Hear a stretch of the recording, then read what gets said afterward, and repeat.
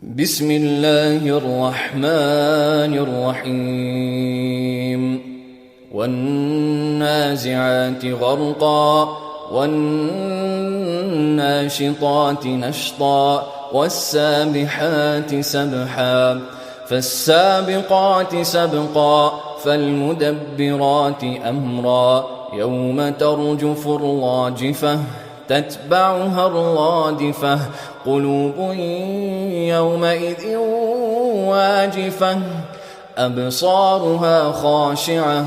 يقولون أئنا لمردودون في الحافرة أئذا كنا عظاما نخرة قالوا تلك إذا كروة خاسرة فإنما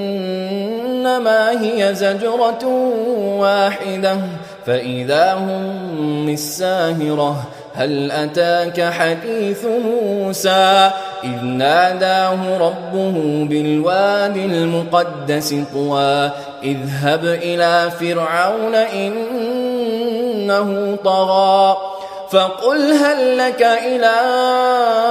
أن تزكى وأهديك إلى ربك فتخشى فأراه الآية الكبرى فكذب وعصى ثم أدبر يسعى فحشر فنادى فقال أنا ربكم الأعلى فأخذه الله نكال الآخرة والأولى إن في ذلك لعبرة لمن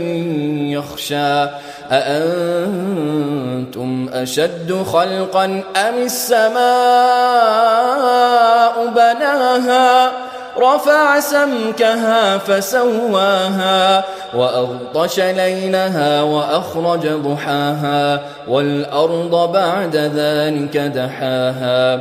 أخرج منها ماءها ومرعاها والجبال أرساها متاعا لكم ولأنعامكم فإذا جاءت الطامة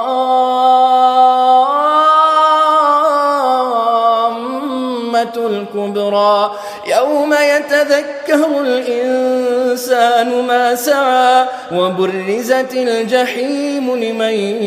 يرى فأما من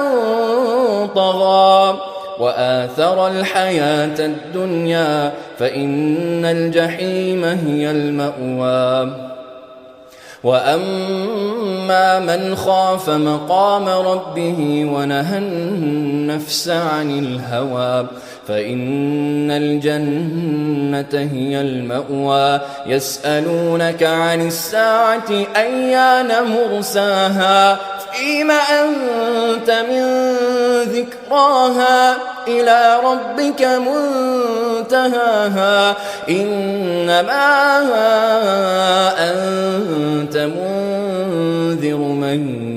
يخشاها كأنهم يوم يرونها لم يلبثوا إلا عشية أو ضحاها.